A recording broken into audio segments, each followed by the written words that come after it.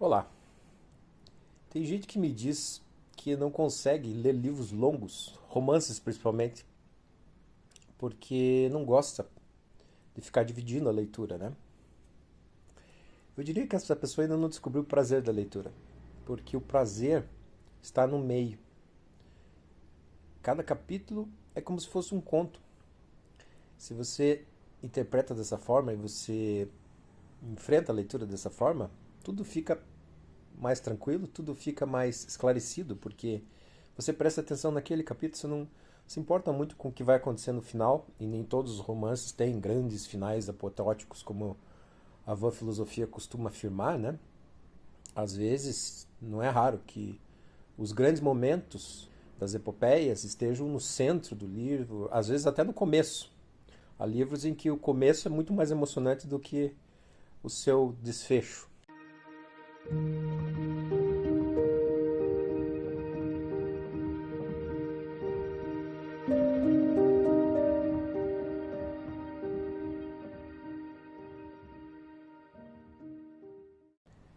O resto dos dias do meu ano letivo não foi mais auspicioso que o primeiro.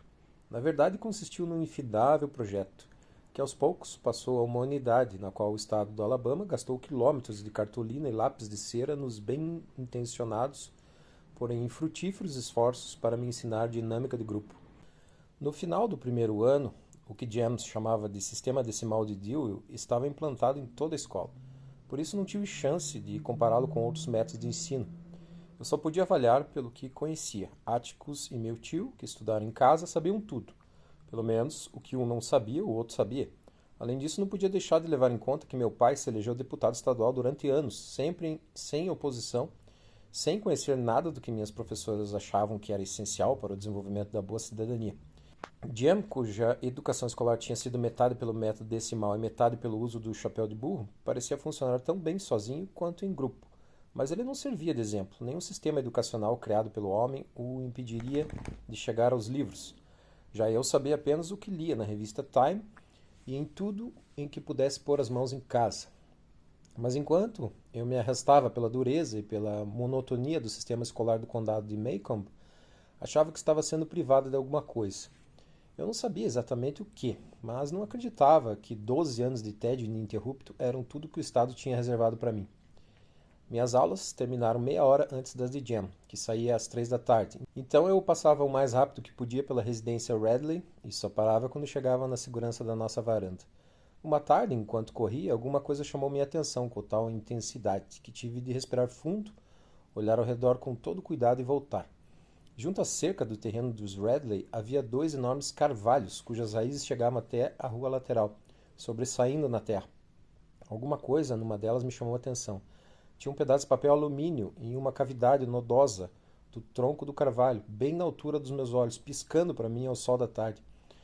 Fiquei na ponta dos pés, olhei rápido em volta outra vez, coloquei a mão no buraco do tronco e peguei 2 tiras de goma de mascar embrulhadas em papel alumínio. Meu primeiro impulso foi enfiá-las na boca o mais rápido possível, mas me lembrei de onde estava. Corri para casa e examinei meu saque na nossa varanda. A goma de mascar parecia nova. Farejei, o cheiro era bom, lambi e esperei um pouco. Como não morri, enfiei tudo na boca. A goma era da marca Wrigley's Double Mind. Quando James chegou, perguntou onde eu tinha arrumado aquele tesouro. Eu disse que tinha achado. Não como o que achar na rua, Scout. Não estava no chão, estava na árvore.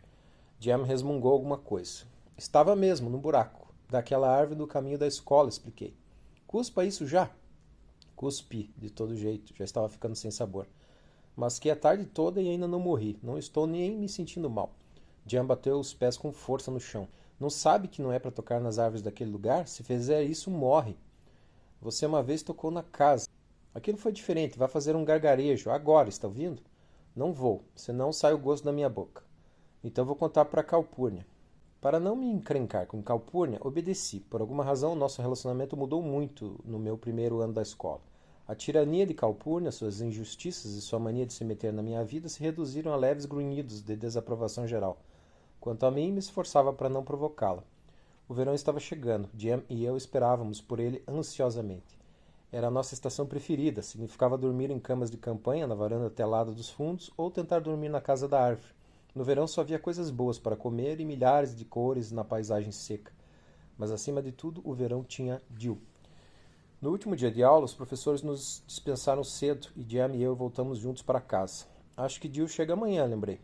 É mais garantido que chegue depois de amanhã. No Mississippi, as aulas terminam um dia mais tarde. Ao passarmos pelos carvalhos da residência Radley, mostrei pela 100ª vez o nó da árvore onde eu tinha achado a goma de mascar, tentando convencer Jam que tinha sido ali. Notei então que estava apontando para outra tira de papel alumínio. Estou vendo, Scout, estou vendo.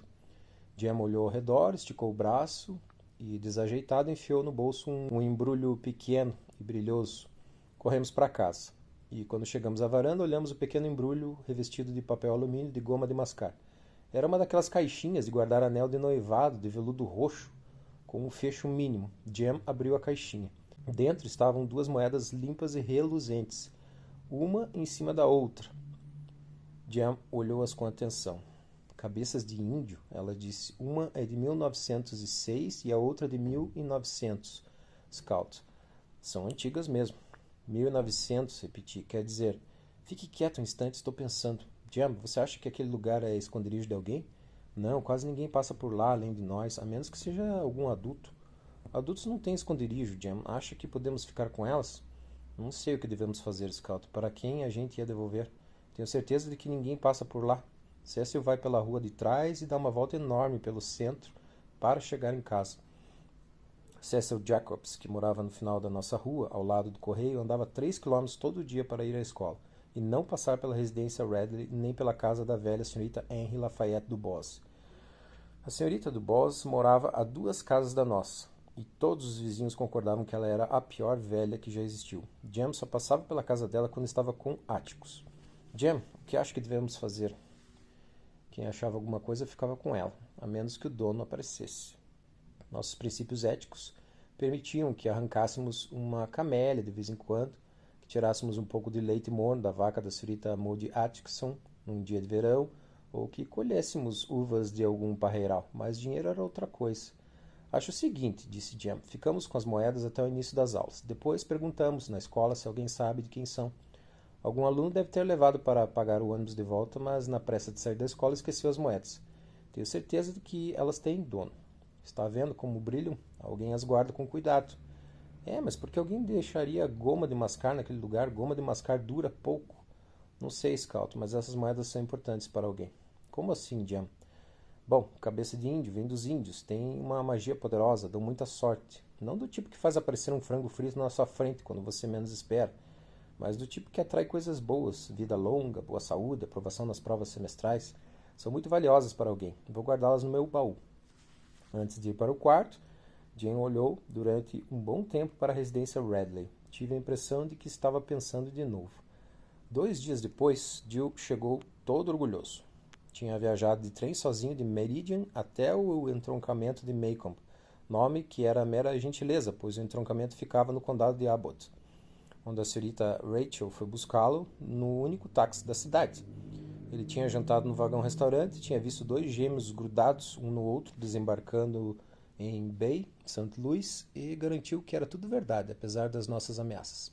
Não usava mais os abomináveis calções azuis abotoados na camisa, e sim calças curtas de verdade, com cinto. Tinha engordado um pouco, mas estava com a mesma altura e contou que tinha estado com o pai. O pai dele era mais alto que o nosso, tinha barba preta, aparada, em ponta, e era presidente da estrada de ferro L&N. Dei uma ajuda ao maquinista da locomotiva por um tempinho, acrescentou Jill, bocejando. Ajudou uma ova, Jill. Escutem, do que vamos brincar hoje? Perguntou Jam. Vamos fingir que somos Tom, Sack e Dick, respondeu Jill, lá no jardim. Jim escolheu The Rover Boys porque havia 3 bons papéis. Ele obviamente estava cansado de ser o nosso figurante. Não aguento mais esses 3, confessei. Estava cansado de interpretar Tom Rover, que perde a memória no meio de uma sessão de cinema e só reaparece no final da peça, quando é encontrado no Alasca. Inventa uma história para nós, Jim, pedi. Cansei de inventar. Aqueles eram nossos primeiros dias de liberdade e já estávamos cansados. Fiquei me perguntando como seria o verão. Tínhamos ido para o jardim e Jill estava olhando a rua e a apavorante residência Radley. Sinto cheiro de morte, ele disse. É sério, insistiu quando eu mandei calar a boca. Está querendo dizer que consegue sentir o cheiro quando alguém está morrendo? Não, quero dizer que sinto o cheiro de uma pessoa e sei se ela vai morrer. Uma velha me ensinou. Jill chega perto de mim e me cheirou. John Louis Finch, você vai morrer daqui a 3 dias. Jill, se não calar a boca, vai apanhar tanto que vai se dobrar ao meio. É sério. Parem com isso, resmungou Jam. Parece até que vocês acreditam em vapor quente. E parece que você não, eu disse. O que é vapor quente? Perguntou Jill. Você nunca andou numa estrada deserta à noite e passou por um lugar quente? Jam perguntou a Jill. Vapor quente é um espírito que não pode ir para o céu e fica vagando por estradas desertas. Se você passa através dele, quando morrer, vira vapor quente também. E fica por aí, sugando o ar das pessoas. Como se faz para não passar através de um? Não dá, avisou Jam. Eles às vezes se espalham no meio da estrada. Mas se você não puder desviar, diga a oração. Anjo da luz, vida na morte. Saia da estrada. Não sugue o meu ar. Isso impede que ele envolva você. Não acredite em uma palavra do que ele diz, Jill. Eu disse. Calpurnia diz que isso é conversa de preto. Jam olhou para mim, de cara feia, e perguntou. Bom, vamos brincar ou não? Vamos rolar dentro do pneu, sugeri. Jam suspirou. Você sabe que estou grande demais para caber num. Então você pode empurrar. Corri para o quintal e tirei um pneu velho de debaixo da casa e rodei até o jardim. Eu vou primeiro, avisei. Jill disse que ele devia ir primeiro, pois tinha acabado de chegar à cidade. Jam serviu de juiz, me concedeu a primeira rodada e um tempo extra para Jill. Entrei no pneu. Até então eu não tinha reparado que Jam tinha ficado ofendido por eu ter zombado do vapor quente e não imaginava que ele estava aguardando pacientemente a chance de dar o troco. E ele deu, empurrando o pneu comigo dentro, calçada abaixo, com toda a força. O chão, o céu e as casas se misturaram num borrão. Meus ouvidos latejavam, eu estava sem ar. Não podia parar o pneu com as mãos porque estavam presas entre o meu peito e os joelhos. Só podia esperar que Jam me alcançasse ou que o pneu batesse em alguma coisa na calçada. Ouvi a voz dele correndo atrás de mim e gritando. O pneu passou pelo cascalho, atravessou a rua derrapando, bateu numa parede e me cuspiu na calçada como se eu fosse uma rolha de garrafa. Tonta e enjoada, deitei na calçada e balancei a cabeça para diminuir o zunido. Então ouvi a voz de Jam. Scout, saia daí, anda! Berrou. Levantei a cabeça e vi a escada da residência Radley na minha frente. Gelei. Vamos, Scout, não fique aí parada! Jam gritava. Saia, não entendeu? Levantei do chão, tremendo. Pega o pneu, traz junto, ordenou Jam. Perdeu a noção. Quando consegui andar, corri até eles o mais rápido que minhas pernas trêmulas conseguiram. Por que não trouxe o pneu? Berrou Jam. Por que você não vai pegar? Berrei de volta. Jam não respondeu. Vai lá, o pneu está perto do portão. Você até encostou na casa uma vez, lembra? Jam olhou para mim furioso. Não podia fugir da raia. Saiu correndo, hesitou diante do portão, então entrou como uma flecha e pegou o pneu. Viu só? Jam zombou de mim, vitorioso. Foi moleza. É sério, Scout. Você às vezes se comporta como uma garotinha. É ridículo. Ele não sabia da missa à metade, mas resolvi ficar quieta. Calpurnia apareceu na porta da frente e gritou. Hora da limonada! Saiam desse sol quente antes de fritarem os miolos. Limonada no meio da manhã era um ritual de verão. Calpurnia colocou um jarro e 3 copos na varanda e foi cuidar de seus afazeres. Ter caído em desgraça com Jam não me preocupava. A limonada ia restaurar o humor dele. Jam bebeu mais um copo e bateu com a mão no peito. Já sei do que vamos brincar, anunciou. Uma coisa nova, diferente. O que? Perguntou Jill. Boo Radley. Às vezes os pensamentos de Jim eram transparentes. Ele tinha arquitetado aquilo para me mostrar que não tinha medo de Boo Radley e para contrastar o heroísmo dele com a minha covardia. Boo Radley? Como? Perguntou Jill. Jam respondeu. Scato, você pode interpretar a senhorita Radley. Acho melhor não. Qual o problema? Disse Jill. Ainda está com medo? Ele pode sair à noite de casa, quando estivermos dormindo, eu disse. Jam sibilou. Scout, como ele vai saber o que fazemos? Além do mais, acho que ele não está mais na casa. Morreu há anos e enfiaram o corpo na chaminé. Jill disse, já que Scout está com medo, ela pode ficar olhando e você e eu brincamos. Eu tinha certeza de que Boo Radley estava dentro daquela casa, mas não tinha como provar. Achei melhor ficar de boca calada, senão podiam me acusar de acreditar em vapores quentes, fenômeno ao qual eu era imune durante o dia. Jan distribuiu nossos papéis. Eu seria a senhorita Radley e tudo o que tinha de fazer era sair da casa e varrer a varanda. Jill seria o velho Sr. Radley, que andava por cima e para baixo na calçada e tossia quando Jam falava com ele. Jam, naturalmente, seria Boo. Ficaria embaixo da escada da frente, ganiria e urraria de vez em quando. Com o passar do verão, nossa brincadeira foi evoluindo. Nós a aperfeiçoamos com diálogos e enredo, até termos criado uma pequena peça teatral, a qual fazíamos pequenas alterações a cada dia. Jill era o vilão dos vilões, interpretava qualquer personagem que recebesse. E, se a cena exigisse, até parecia alto. era tão bom quanto sua pior performance, e sua pior performance era gótica. Quanto a mim, interpretei sem muito ânimo várias damas que entraram na trama. Não achava tão divertido quanto Tarzan, e naquele verão atuei com certa ansiedade, apesar de Jam garantir que Boo Radley estava morto e não ia me pegar. Não, com ele e Calpurnia em casa durante o dia e Atticus à noite. Jam era um herói nato. Nosso pequeno drama melancólico era recheado de fofocas e lendas locais. A senhorita Radley tinha sido uma moça linda até se casar com o Sr. Radley e perdeu todo o dinheiro. Perdeu também quase todos os dentes, os cabelos e o dedo indicador direito. Esse detalhe foi contribuição de Jill. Uma noite, Boo arrancou o dedo da senhorita Radley com uma dentada, porque não encontrou nenhum gato ou esquilo para comer. Ela ficava sentada na sala e chorava quase o tempo todo, enquanto Boo ia tirando lascas de todos os móveis da casa. Nós três éramos os garotos que arrumavam confusão. E para variar, eu era o juiz. Jill levava Jam de cena e o enfiava embaixo da escada, cutucando-o com a vassoura de jardim. Jam voltava conforme as necessidades cênicas, como o xerife, com vários cidadãos e até como a senhorita Stephanie Crawford, que sabia mais sobre os Radley do que qualquer outra pessoa em Maycomb. Quando chegava a hora da grande cena de Boo, Jam entrava sorrateiro em nossa casa e, enquanto Calpurnia estava de costas, pegava a tesoura na gaveta de máquina de costura e ia cortar jornais, sentado no balanço. Jill aparecia, tossia ao lado de Jam, que fingia enfiar a tesoura na coxa de Jill. Do lugar onde eu ficava, a cena parecia real.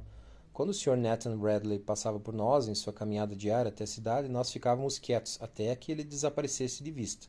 Depois, imaginávamos o que ele faria se descobrisse o que estávamos encenando. Também interrompíamos nossas atividades quando algum vizinho passava, e uma vez vi a senhorita Maudie Atkinson olhando fixamente para nós do outro lado da rua, segurando as tesouras de poda, paralisada.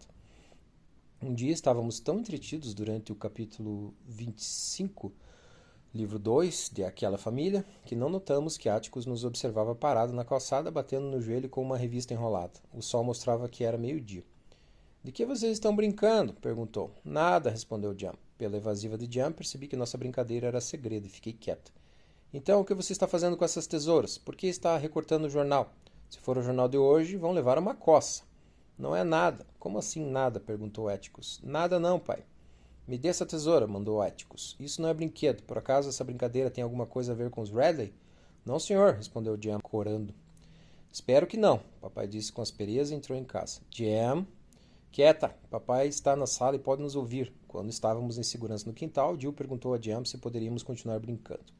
"Não sei, Atticus não disse que não." "Jam, acho que ele sabe", observei. "Não sabe não, se soubesse teria dito." Eu não tinha tanta certeza. Mas Jam disse que eu estava me comportando como uma garota, que as garotas sempre imaginam coisas, por isso são tão detestáveis. E se eu ia ficar assim, era melhor ir embora e encontrar outras garotas para brincar comigo. "Tudo bem, então continuem brincando", eu disse. "Vocês vão ver só." A chegada de Atticus foi o segundo motivo para eu querer sair da brincadeira. O primeiro tinha a ver com o dia em que entrei no jardim dos Radley rodando dentro do pneu. Em meio à cabeça girando, a tontura e a gritaria de Jam, ouvi outro som, tão baixo que não dava para ouvir da calçada. Alguém estava rindo dentro da casa.